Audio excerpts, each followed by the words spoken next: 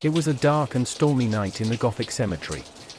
The moon cast eerie shadows across the tombstones, making them appear to move and shift with each gust of wind. Sarah had been walking through the cemetery with her friends, seeking a thrill on this spooky Halloween night.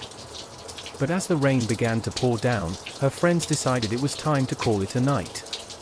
Sarah, however, was not yet ready to leave.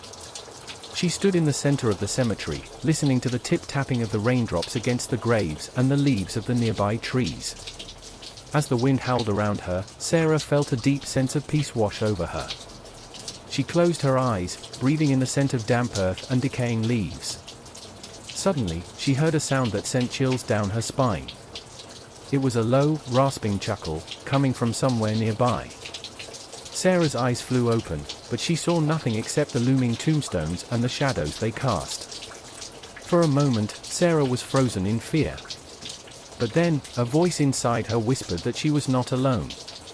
That there were spirits all around her, watching her every move.